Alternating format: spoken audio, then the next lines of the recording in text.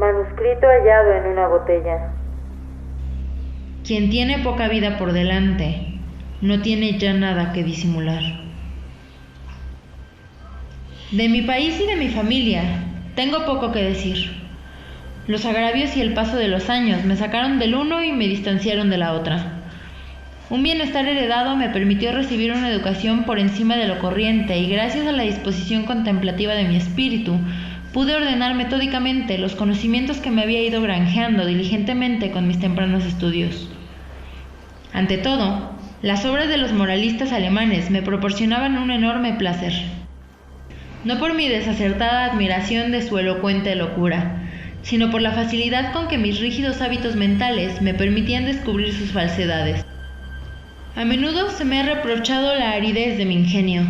La falta de imaginación se me ha imputado cual si de un crimen se tratara, y el pirronismo de mis opiniones siempre me ha dado cierta notoriedad. De hecho, temo que una marcada preferencia por la filosofía física me haya imbuido el cerebro de un error muy común hoy en día. Me refiero a la costumbre de referir todo hecho, hasta el menos susceptible de tal referencia, a los principios de dicha ciencia. En conjunto, nadie es más propenso que yo a apartarse de los severos límites de la verdad, arrastrado por los fuegos fatuos de la superstición. Me ha parecido apropiado sentar esta premisa, no fuera a ser que el increíble relato que he de contar se considere el desvarío de una imaginación jactanciosa y no la experiencia real de una mente para la cual los ensueños de la imaginación son una letra muerta y una nulidad.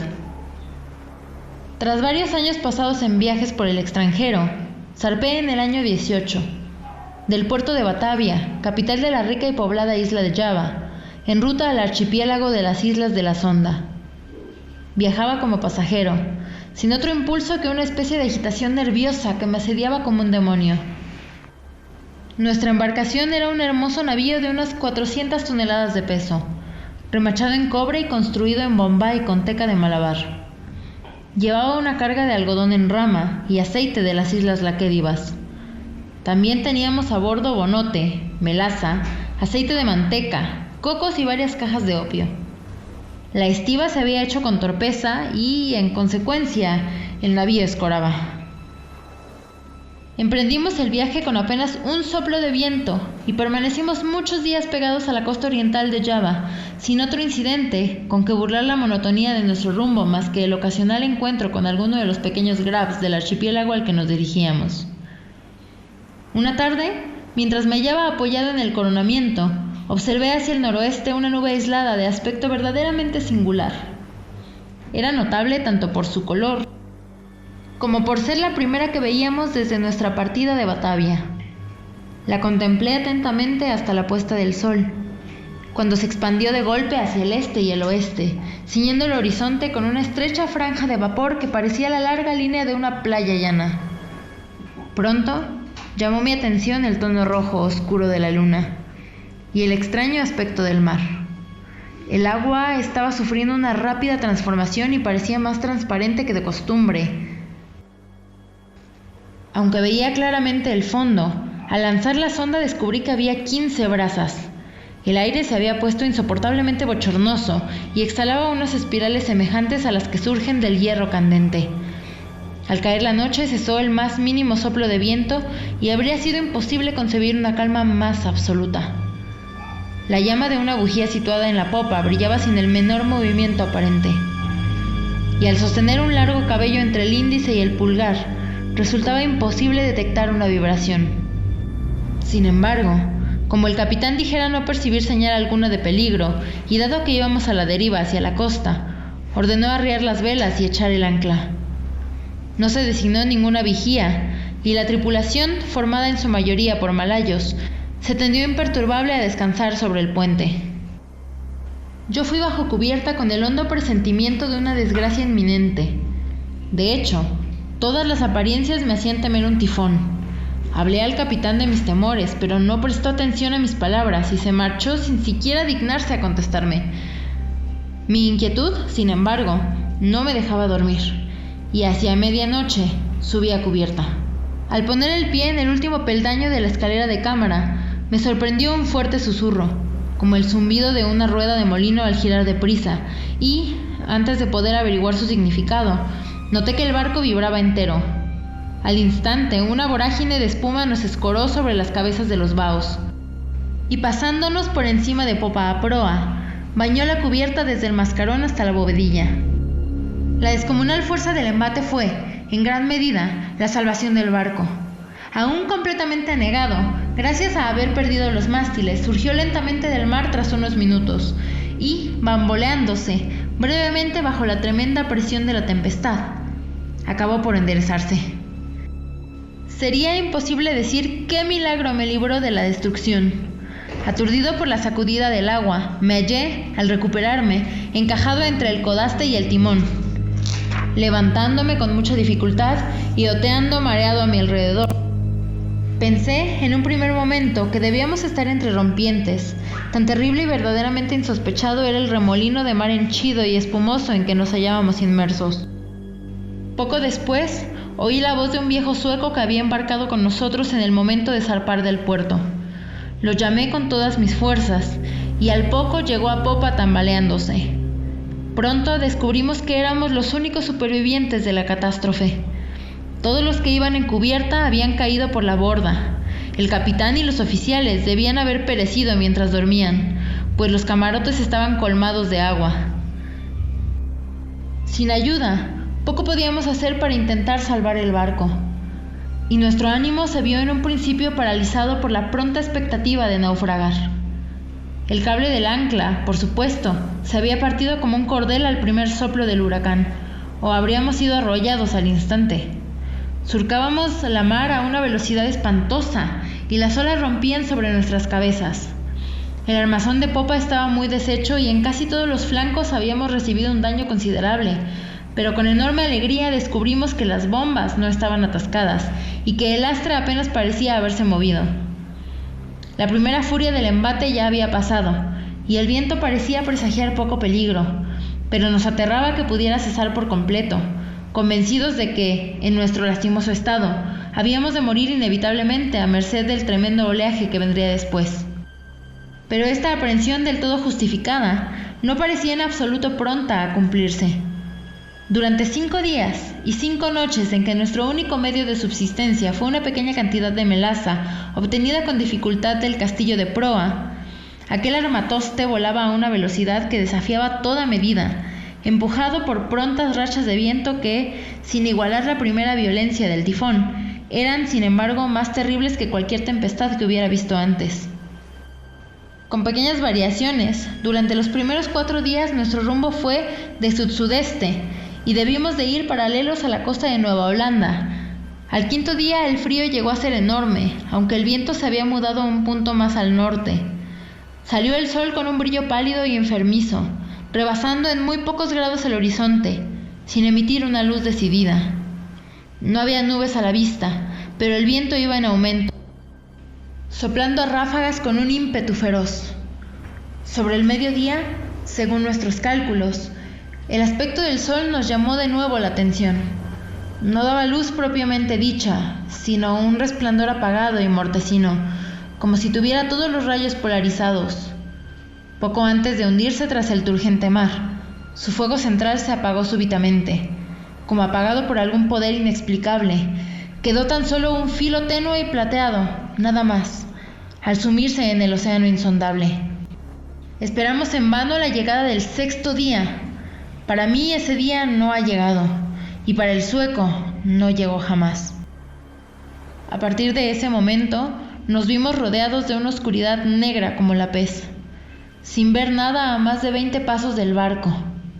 La noche eterna nos siguió cubriendo, ni siquiera mitigada por ese brillo fosfórico que siempre habíamos visto en las aguas de los trópicos. Observamos también que, si bien la tempestad bramaba sin amainar en su furia, ya no se veían esos penachos de espuma que nos habían acompañado hasta entonces.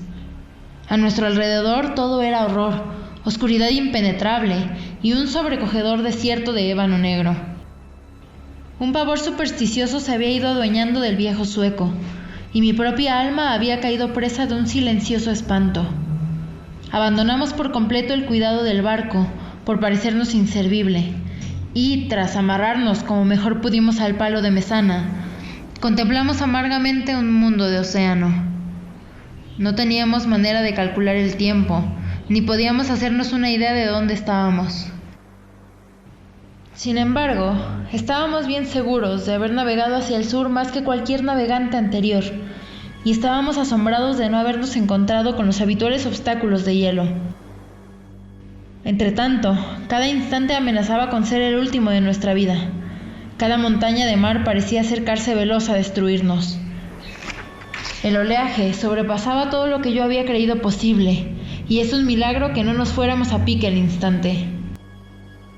Mi compañero me habló del poco peso de nuestra carga, y me recordó las excelentes cualidades del barco, pero yo no hacía sino pensar en la crasa inutilidad de la esperanza, y me resignaba con tristeza a una muerte que ya no podía retrasarse mucho más allá de una hora. Pues a cada nudo que recorría nuestro barco, el oleaje de aquellos formidables mares negros se hacía más espantosamente siniestro. Unas veces nos quedamos casi sin respiración, a mayor altura que la de un albatros, y otras nos mareaba la velocidad de nuestro descenso a un infierno líquido donde el aire parecía estancado y nada turbaba el sueño del kraken. Nos hallábamos en el fondo de uno de estos abismos cuando un grito tajante de mi compañero sonó desgarrador en mitad de la noche. ¡Mire! ¡Mire!, me chilló al oído. ¡Por Dios todopoderoso, mire! Conforme hablaba, percibí una sombría luz roja pálida que parecía emanar de los costados del gran piélago en que nos hallábamos, proyectando un resplandor irregular sobre nuestra cubierta. Alzando los ojos, contemplé un espectáculo que me heló la sangre. A una tremenda altura, inmediatamente encima de nuestras cabezas y al borde mismo de aquel precipicio de agua, se cernía un gigantesco navío de unas 4.000 toneladas. Aunque coronaba la cresta de una ola que lo sobrepasaba más de 100 veces en altura, su tamaño parecía exceder el de cualquier barco de línea o de la Compañía de las Indias Orientales. Su enorme casco era de un negro opaco y sombrío, desprovisto de todo arreo propio de un barco. Por las troneras abiertas asomaba una sola hilera de cañones de bronce, cuya reluciente superficie reflejaba las llamas de los incontables faroles de abordaje que se bamboleaban entre las jarcias. Pero lo que más horror y asombro nos produjo fue ver que navegaba a toda vela por las fauces de aquel mar sobrenatural, y en medio de aquel huracán ingobernable. Al divisar la nave por vez primera, solo se distinguía la proa, que remontaba lentamente el tenebroso y horrible golfo de donde venía. Durante un segundo de intenso terror se detuvo sobre el vertiginoso pináculo, como contemplando su propia sublimidad. Después tembló, osciló y se precipitó. En ese instante, no sé qué repentina serenidad se adueñó de mi espíritu. Tambaleándome hasta llegar al filo de la popa, aguardé sin temor la catástrofe que iba a destruirnos. Nuestro propio barco ya había cesado de luchar y se estaba hundiendo de proa. El golpe de la masa que se le vino encima lo alcanzó, pues en la parte de su armazón, que ya estaba medio sumergida, con el inevitable resultado de lanzarme con irresistible violencia sobre el aparejo del barco desconocido. Conforme caí, el navío cambió de bordada, virando en redondo, y en la subsiguiente confusión debí de pasar inadvertido a la tripulación. Me abrí camino sin dificultad hasta la escotilla principal, que estaba parcialmente abierta, y pronto hallé una oportunidad de esconderme en la bodega. ¿Por qué lo hice? Es algo que no sabría decir. Un vago sobrecogimiento que se había adueñado de mi mente apenas vi a los tripulantes de aquel navío, quizá me llevara a ocultarme. No me atrevía a confiarme a unos individuos que, tras una primera mirada fugaz, me producían tanta extrañeza como dudas y aprensión. Por lo tanto, me pareció mejor hallar un escondite en la bodega. Esto lo resolví levantando unos pocos de los tablones que iban sueltos, de manera que me aseguré un buen refugio entre las enormes cuadernas del navío. Apenas había completado mi labor, cuando unos pasos en la bodega me obligaron a hacer uso del mismo. Un hombre pasó junto a mi escondite con un andar desmadejado e inestable. No le vi la cara, pero tuve la oportunidad de observar su aspecto general. Eran bien visibles las huellas de una avanzada edad y sus achaques. Le temblaban las rodillas bajo el peso de los años, y su cuerpo entero se estremecía al moverse. Hablaba solo, murmurando en voz baja y entrecortada varias palabras de un idioma que no conseguí entender, y anduvo rebuscando en un rincón entre un cúmulo de instrumentos extraños y polvorientas cartas de navegación. Su forma de comportarse era una insólita mezcla del mal humor de la segunda infancia con la solemne dignidad de un dios. Por fin volvió a subir a cubierta y no lo vi más. Un sentimiento para el que no tengo nombre se ha adueñado de mi alma. Es una impresión que no admite análisis, frente a la cual las lecciones de tiempos pasados no me sirven, y cuya clave temo que tampoco me dará el futuro. Para una mente constituida como la mía, esta última consideración es un tormento. Sé que nunca llegaré a conocer la naturaleza de estas nociones.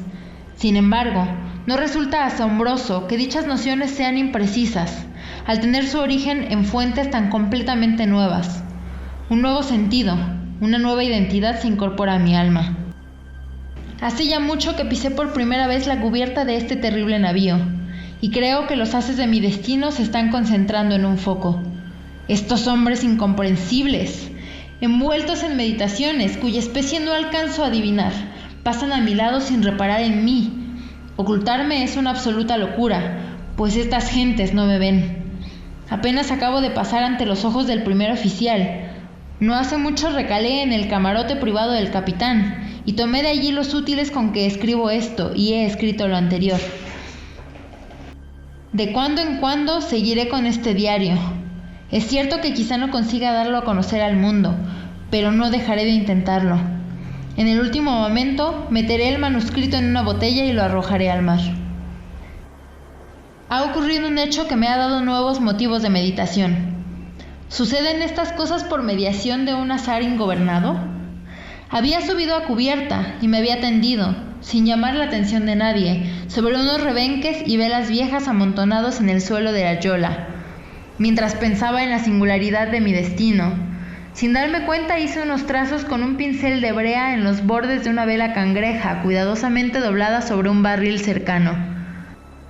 La vela está ahora llena, y las pinceladas distraídas se despliegan formando la palabra descubrimiento.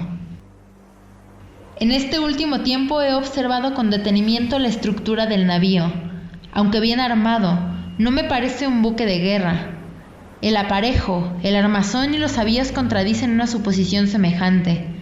Distingo claramente lo que no es. Temo que me resulte imposible saber lo que es verdaderamente. No sé cómo, pero al estudiar su extraña conformación y peculiar hechura de mástiles, su inmenso tamaño y velamen descomunal, la sencilla severidad de la proa y lo anticuado de la popa, en ocasiones me pasa por la mente la impresión de haber visto estas cosas antes, y con esas vagas sombras del recuerdo siempre se mezcla una inexplicable evocación de antiguas crónicas extranjeras y épocas ya perdidas. He estado mirando el maderamen del navío. Está hecho de un material que desconozco. El carácter peculiar de la madera se me antoja impropio para el uso que le han dado. Me refiero a una extrema porosidad que no guarda relación alguna con la condición carcomida inherente a la navegación por estos mares, ni con la podredumbre resultante de la edad. Quizá parezca una observación verdaderamente singular, pero esta madera tendría todas las características del roble español si dicho roble se dilatara por medios antinaturales. Al leer la frase anterior, recuerdo con claridad el curioso apotegma de un viejo lobo de mar holandés. Es tan cierto, decía siempre que alguien ponía en duda su sinceridad, como que hay un mar donde los barcos crecen como crece el cuerpo de un marinero. Hace cosa de una hora me he aventurado a mezclarme con un grupo de tripulantes. No me prestaron la menor atención y pese a estar en medio de todos ellos, parecían del todo ajenos a mi presencia. Como le sucedía al primero que había visto en la bodega, todos daban señales de tener una edad caduca y achacosa. Las rodillas les temblaban de debilidad, tenían los hombros doblados y decrépitos, la piel arrugada les tiritaba con el viento, hablaban en un hilo de voz trémula y cascada, los ojos les brillaban con el reuma de los años y el pelo gris se les alborotaba terriblemente con la tempestad. En torno a ellos, por toda la cubierta, yacían desperdigados unos instrumentos matemáticos de la más pintoresca y obsoleta factura. Hace algún tiempo mencionaba que habían puesto una vela cangreja. Desde ese momento, el barco, arrebatado por el viento, ha continuado su funesta travesía rumbo al sur, a todo trapo, izada hasta la última vela desde el asta hasta los botalones de la vela cangreja, y hundiendo a cada instante los penoles de la verga de las gavias en el más espantoso infierno de agua que la imaginación humana puede concebir. Acabo de abandonar la cubierta, donde no consigo mantenerme en pie, aunque la tripulación no parece experimentar inconveniente alguno. Para mí, el milagro de los milagros es que nuestra enorme mole no se ve engullida de una vez por todas. Sin duda, estamos condenados a mantenernos siempre al borde de la eternidad, sin precipitarnos por fin al abismo. Nos deslizamos con la facilidad de la gaviota flechada, alejándonos de olas 1000 veces mayores a las que yo había visto nunca, y las colosales aguas alzan sus cabezas sobre nosotros como demonios de las profundidades, pero demonios que solo tienen permitido amenazar y prohibido destruir. Me veo obligado a atribuir nuestras frecuentes escabullidas a la única causa natural que puede explicar semejante efecto.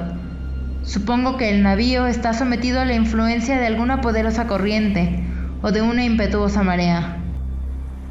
He visto al capitán cara a cara, en su propio camarote, pero, como ya esperaba, no me prestó la menor atención. Aunque visto desde fuera, no hay nada en su apariencia que le haga parecer más o menos humano. Me produjo un sentimiento de incontenible respeto y temor, que se unió al asombro con que lo contemplaba. En cuanto a estatura, mide casi lo mismo que yo, es decir, unos 172 centímetros, más o menos. Tiene un cuerpo fuerte y proporcionado, sin ser robusto ni destacable por lo demás. Pero lo que predomina en su rostro es la singularidad de la expresión, la intensa, la asombrosa, la estremecedora huella de una vejez tan absoluta, tan avanzada, es lo que suscita en mi espíritu un sentimiento inefable. La frente, aunque un poco arrugada, parece llevar el sello de una miríada de años. Los cabellos grises son crónicas del pasado, y los ojos aún más grises son sibilas del futuro.